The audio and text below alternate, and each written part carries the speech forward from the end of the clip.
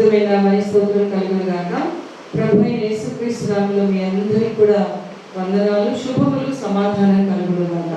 దేవుని పరిశుద్ధ గ్రంథంలో నుండి యెషయా ప్రవచన గ్రంథము 49వ అధ్యాయము 14వ వచనంలో ఈ విధంగా వ్రాయబడింది. అయితే సియోను యెహోవా నన్ను విడిచిపెట్టాడు, ప్రభువు నన్ను మర్చిపోయాడని అనుకుంటూ ఉంది అన్నారు. ఎవరు అనుకుంటున్నారంట? దేవుని పిల్లలే, విశ్వాసులే, భక్తి కలిగిన వారే. ఏమనుకుంటున్నారంటే వచ్చిన కష్టాన్ని బట్టి, నష్టాన్ని బట్టి, బాధను బట్టి వాళ్ళని వీళ్ళని అందరినీ కూడా చూసుకుంటున్నప్పుడు కృంగిపోతూ బాధపడుతూ ఏమనుకుంటున్నారు అంటే దేవుడు నన్ను విడిచిపెట్టాడు, దేవుడు నన్ను విడిచిపెట్టాడు, అందుకే నాకు ఈ కష్టం, నాకు ఈ బాధ, నాకు ఈ శ్రమ అని అనుకుంటూ ఉన్నారంట.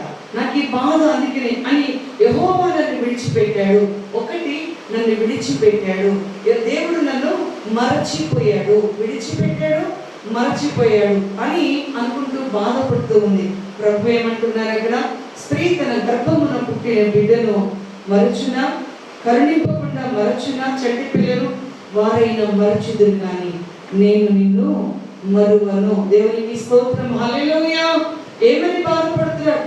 మన హృదయంలో మాట నోటికి రాకముందే మన బాధ, మన వేదన ఎరిగిన దేవుడు మర్చిపోయాడు, నన్ను విడిచిపెట్టాడు అని బాధపడుతూ ఉంటే దేవుడు అంటున్నాడు, చూడు నా చేతుల్లో నేను చెక్కుకున్నాను, నా అరచేతుల్లో నేను చెక్కుకున్నాను.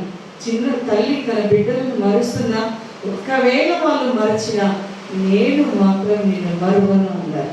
ఇంకా ఎందుకు దిగుపడుతున్నావు? ఇంకా ఎందుకు బాధపడుతున్నావు? దేవుడు నిన్ను జ్ఞాపకం ఉంచుకుని దేవుడు కనుక చిన్న మాట ప్రార్థన చేస్తాను. ఏమని ధైర్యం కావాలి? నన్ను మరువని దేవుడు. స్తోత్రం తండ్రి, పరిశుద్ధుడు, ప్రేమ కలిగిన తండ్రి, ఎంత ఆదరణ ఆయన, ఎంత గొప్ప దేవుడు అయ్యా. స్త్రీ తన బిడ్డను మరచిన నేను నిన్ను మరువను, చూడుము నా అరచేతుల్లో చెప్పుకున్నాను. దేవా, ప్రతి బిడ్డను ధైర్యపరచున తండ్రి, కృంగిన వారిని లేవనెత్తండి యేసయ్యా. నీ కృప చేత మళ్ళా నూతన ఉత్సాహం, నూతనమైన విశ్వాసం వారికి కలుగు చేసి బలపరచమని, దీవించమని యేసు నామములో అడుగుచున్నాం తండ్రి. Amen, amen. God bless you. Praise the lord.